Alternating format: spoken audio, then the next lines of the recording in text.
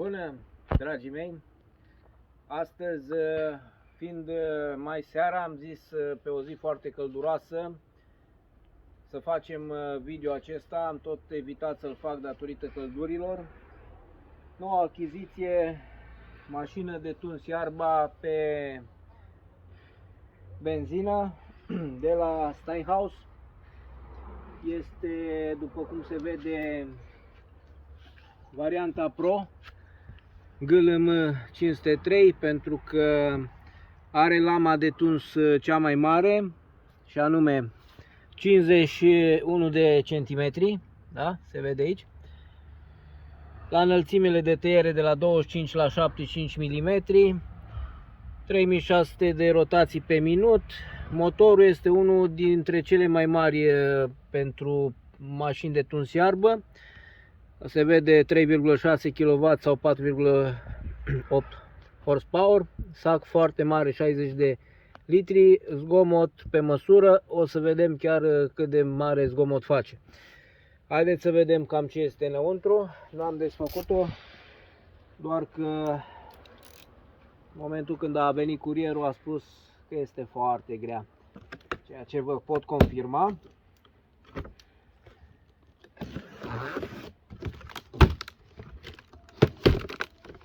Am cumpărat-o de pe EMAG. Prețul de achiziție a fost unul bun, ceva redus, undeva până în 1600 de lei. În alte magazine o găsit și pe la 3000. Chiar m-am mirat că e așa ieftină. Sper să fie și ce trebuie înăuntru. Da? Sacul de care spuneam, un sac mare, aproximativ, comparativ, haideți că vă aduc imediat un sac de la Makita să-l vedem. Mai filmează aici ce avem de filmat, imediat vin cu sacul. Comparativ, acesta este sac de Makita, acesta este sacul lui Steinhaus. Este cam aproximativ la fel, mi se pare cel de la Steinhaus o idee mai mare. Tehnologia în sine este identică, parcă ar fi surori, inclusiv prinderea. Nu m-ar mira să se și potrivească între ele, o să vedem. Ok, haideți să vedem ce avem aici. Avem punga cu de toate, asta va trebui să le asamblez eu, o să facem o pauză până le asamblez. Da? O să vă și explic ce cu ele. Manual, chei, șuruburi, filtru pentru aer. Okay. Să vedem cum reușim să o scoatem de aici. V-am spus că e foarte grea.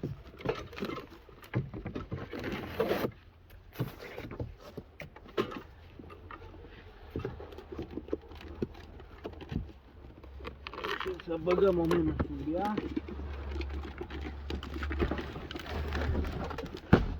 Bun. Așa. Cam asta e cutia. Asta e mașina.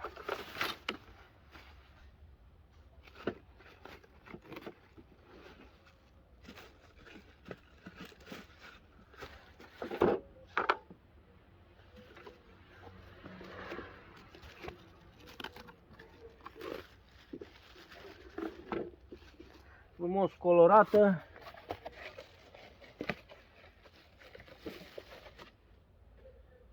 Hai să vedem ce avem de desubt. Da, se vede lama foarte mare. Am mai văzut la o mașină, dar nu mai țin minte modelul, avea lamă dublă aici pentru a aduna cât mai bine iarba. Bun. Aici este locul unde cuplați furtunul pentru ca să se poată autocurăța cu apă.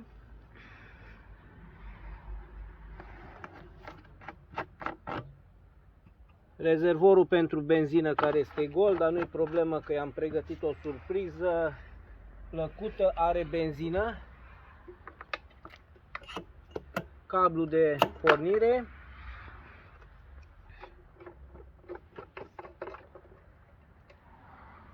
Uleiul se pare că l-are deja încărcat, o să-l verificăm.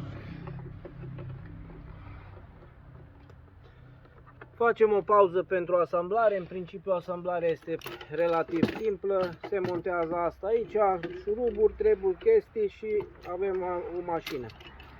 Revenim imediat după asamblare. Am revenit, mașina a fost montată. Cablu pentru accelerație, adică pornirea motorului. Am revenit. Ieri, din păcate, n-am putut să continuăm filmarea, fiindcă minunatul telefon a decis să se oprească, neaputând să-i dăm o alimentare.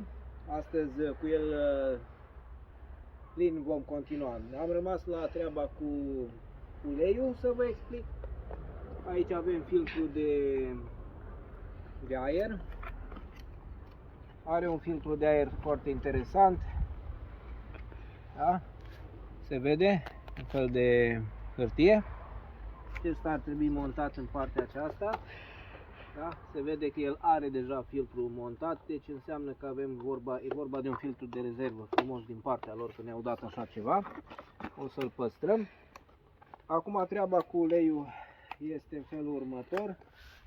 El, cum am arătat și ieri, vine cu o hârtie care ne arată și ne avertizează că să nu funcționeze mașina fără ulei și că este livrată fără ulei. Da? Ceva urme de ulei se văd aici, exact ce am văzut și ieri. Bun. Dar nu are ulei. Eu am uleiul acesta de la Makita. De altfel am adus și pe Surata, este dincolo. Este aceeași lucru, mașină în 4 timpi. Ok, să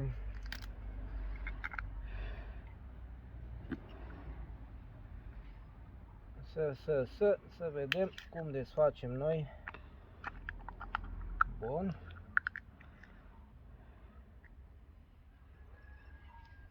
Pe aici se bagă uleiul. Spune că îi trebuie undeva la 0,6 litri. Asta rămâne de văzut.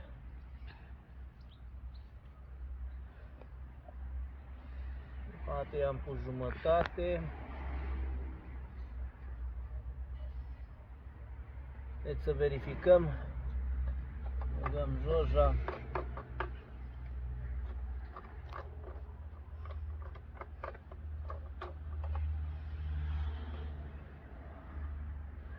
Da, încă este la minim.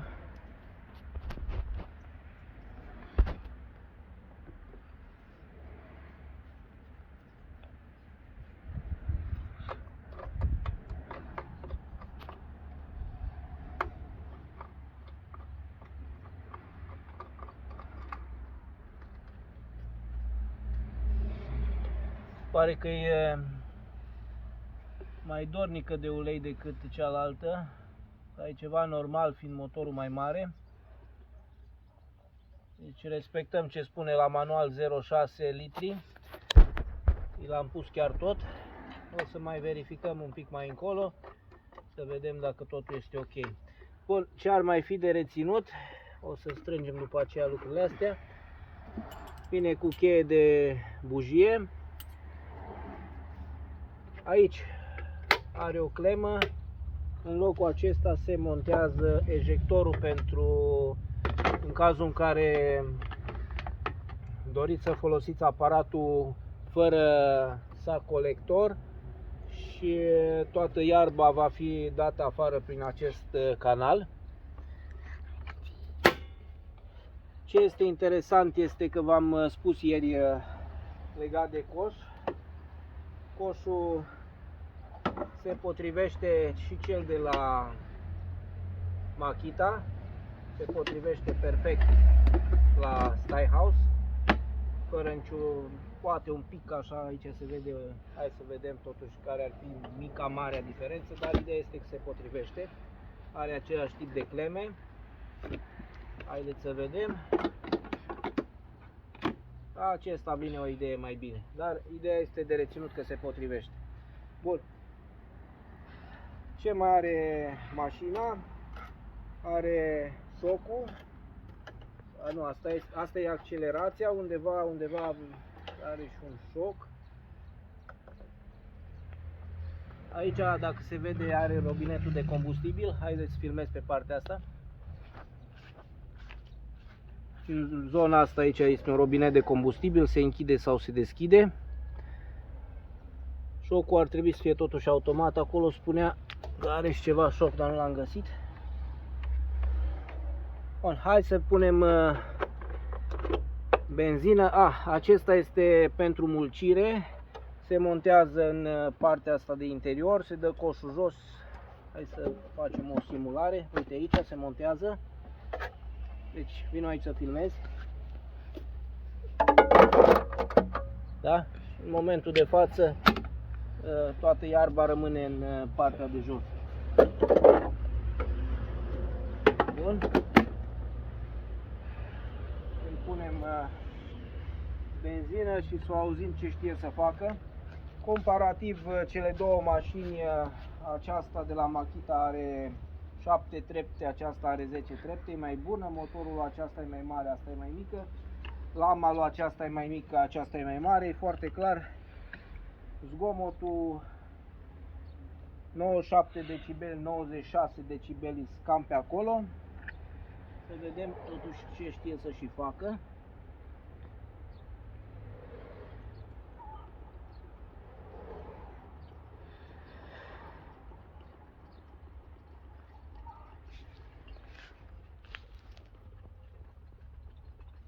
Rezervorul este destul de mare comparativ cu cealaltă. Bun, eu zic că ajunge atât combustibil să nu folosim prea mult acum fiind și cald. Ok. Vedem dacă are buton de amorsare.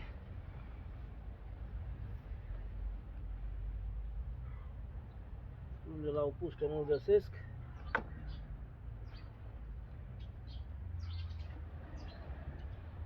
Nu găsesc buton de amorsare. Sunt curios să văd dacă înseamnă că o ia la prima cheie. Ar fi foarte interesant. Ok, trebuie să vedem, facem un test. Vedem dacă pornește. Cablu pentru demaror.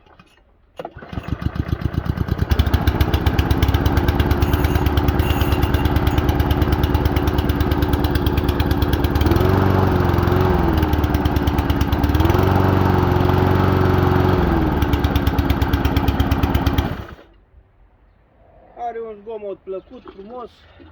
Să mergem să o băgăm în probleme. Pune o pauză să o ducem la locul faptei și revenim acolo. Bun, aici avem o iarbă foarte mică, nu necesită cosire imediată, dar am zis să o setăm totuși pe o treaptă, eu știu, am pus undeva la 5, să vedem cum merge, să facem o tură cu ea, vedem și autotractarea.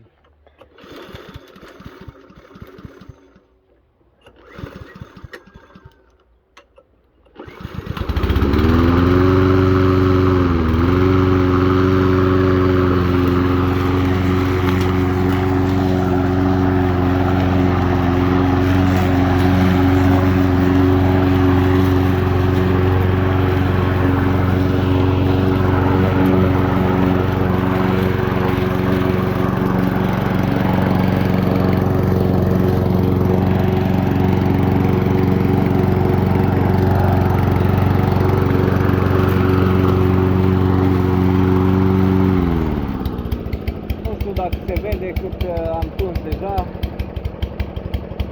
n-a simțit nimic.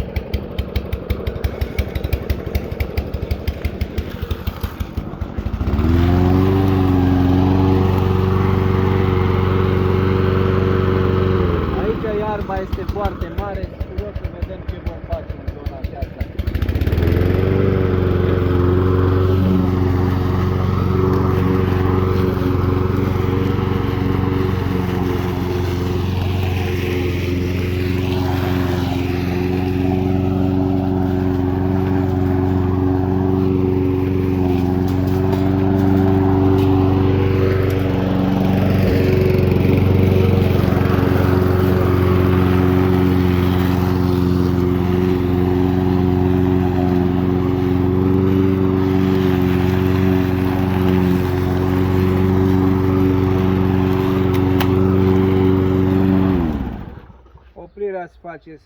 se lasă cablul de care pornește. Ia uitați aici ce am adunat în sac. Pur și simplu am groapa de compost, aruncăm. Acum o să facem un test în iarba asta inuman de mare. Am să setez mașina pe poziția 10, fiind iarbă foarte mare, da? Ok, hai să vedem.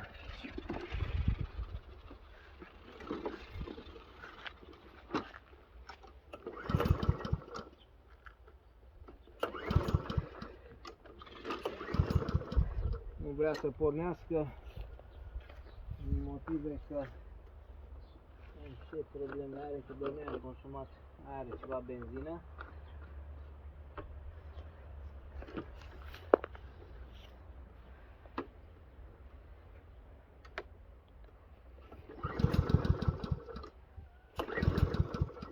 Uite că nu vrea să pornească.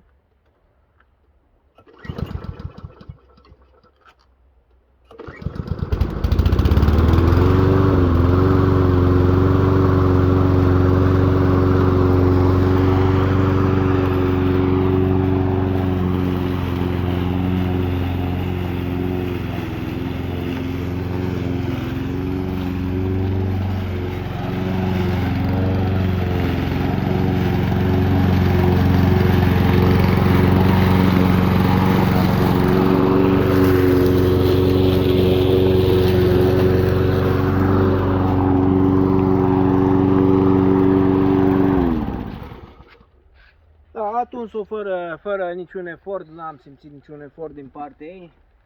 Sacul s-a umplut foarte repede. Iarba fiind mare nu reușește să o evacueze cum trebuie. E o mașină bună, trebuie să văd ideea asta cu pornitul, nu-mi place, să vedem ce probleme are. Poate mai trebuie un pic reglate cablurile. Aici are niște reglaje, posibil să nu fie suficient de întins acest cablu. Rămâne să vedem. Cam asta a fost deocamdată. Mulțumesc pentru audiență. Ne reîntâlnim cu următoarele lucrări și videouri, recenzii și așa mai departe. Bun, la revedere!